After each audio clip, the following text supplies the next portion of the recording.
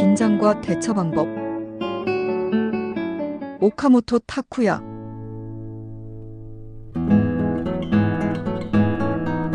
긴장의 대처 방법. 이번 주제, 긴장의 대처 방법에 대하여 누구나 무대에 서면 많든 적든 긴장을 하게 마련입니다. 물론 저도 그렇습니다. 그래서 지금까지 제가 겪은 긴장과 그때 효과가 있었다고 느낀 대처법을 소개하려 합니다.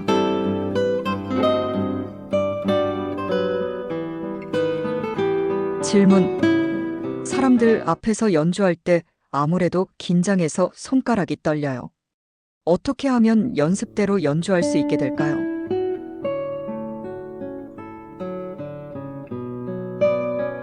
답변. 누구나 해결하고 싶은 문제죠. 우선 먼저 생각하고 싶은 것은 누구나 긴장한다, 긴장해도 괜찮다라는 것입니다.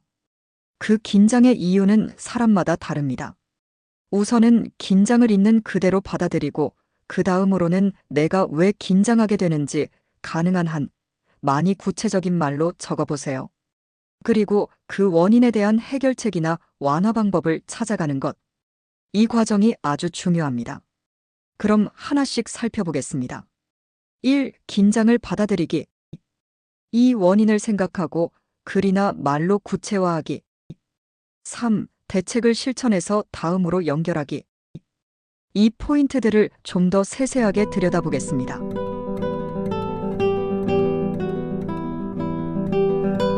사람이라면 누구나 실수하면 안 되는 상황에 놓이면 몸이 굳어서 평소처럼 실력을 발휘하기 어렵습니다. 저도 과거 무대에서 수많은 실수를 경험했습니다. 돌이켜보면 그때 저는 왜 긴장하는지 정확히 알지도 못한 채 곡 전체를 무작정 연습하고 이제는 기세와 정신력으로 승부다라는 마음으로 무대에 올랐던 것 같습니다. 하지만 손가락의 기세만 믿고 어려운 구간을 연주하는 건 근거 없는 도박과 같아서 성공 확률이 높지 않습니다. 순간의 분위기나 고조된 감정에 기대어 어떻게든 버틸 수는 있어도 이런 연습 방식으로는 앞으로 음악 활동을 계속하면서 관객을 감동시키기란 쉽지 않겠죠. 그래서 안정된 연주와 무대 위에서의 확실한 신뢰감을 관객에게 주기 위해서는 무엇보다 먼저 긴장의 원인을 구체적으로 인식하는 것이 정말 중요합니다.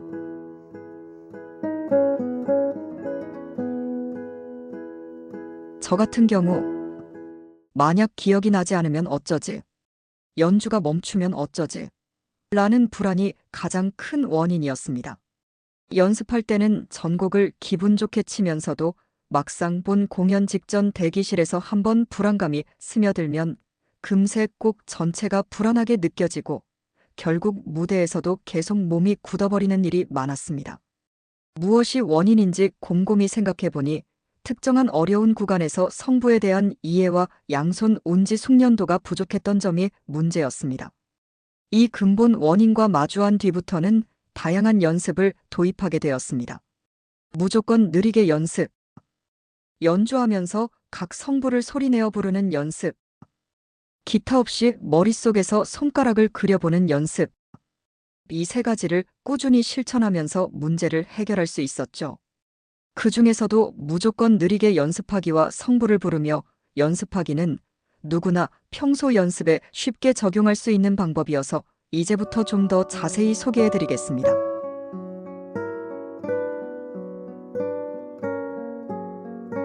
무조건 느리게 연습하기. 저 스스로가 태극권 연습이라고 부르고 있습니다. 말 그대로 아주 느리게 2초에 한 음을 칠 정도로 느리게 합니다. 손가락은 당연히 움직이는 것이지만 사실은 그 전에 뇌에서 지시를 내리고 나서 손가락이 움직입니다. 이 연습은 바로 그 명령의 순서를 의식하는 훈련입니다. 평소에 치던 곡이면 무엇이든 괜찮습니다. 첫 음부터 어느 손가락이 어느 줄에 몇 번째 프렛으로 이동할지를 손가락을 움직이기 전에 먼저 머릿속으로 생각한 뒤에 움직이세요. 그러다 보면 평소엔 되는데 싶은 구간이 나타날 겁니다. 그걸 발견했다면 대성공입니다. 그 부분의 악보에 포스트잇을 붙여두세요. 나중에 그 부분만 집중적으로 연습할 때 좋은 표시가 됩니다. 또한 본 공연 전 대기실에서 이런 구간을 일부러 천천히 연주해주면 마음이 한결 놓이기도 합니다. 저는 보통 템포로 100번 연습하는 것보다 태극권 연습을 단 한 번 하는 것이 훨씬 좋은 훈련이 된다고 생각합니다. 결국 자신의 약점을 파악하는 것이 가장 큰 무기, 즉 자신감과 안정감으로 이어집니다.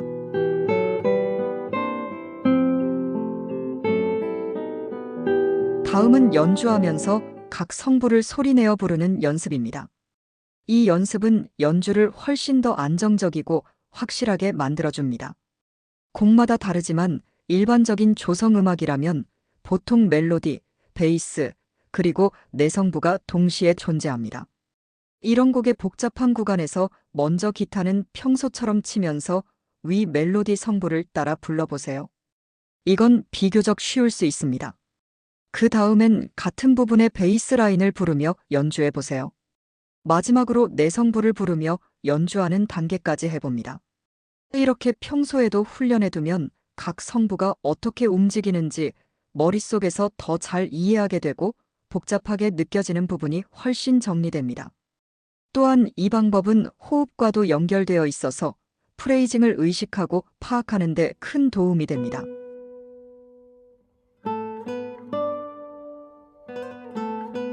저는 이 연습들만으로도 많은 문제가 해결된다고 느꼈지만 거기에 더해 이동 시간이나 잠들기 전처럼 기타를 직접 잡을 수 없는 순간에 눈을 감고 머릿속에 지판을 그려 앞서 설명한 태극권 연습을 마음속으로 해보았습니다. 그 결과 제 자신감이 훨씬 더 확고해졌습니다.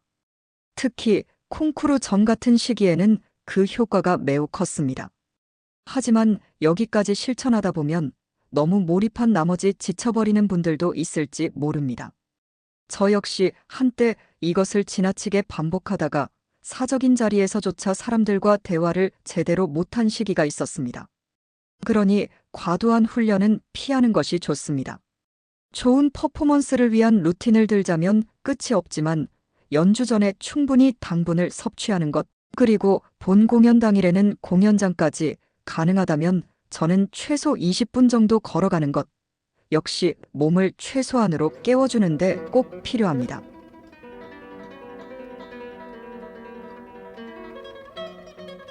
여기 소개한 것은 어디까지나 저만의 방법이지만 이 중에서 하나라도 여러분께 도움이 된다면 정말 기쁘겠습니다.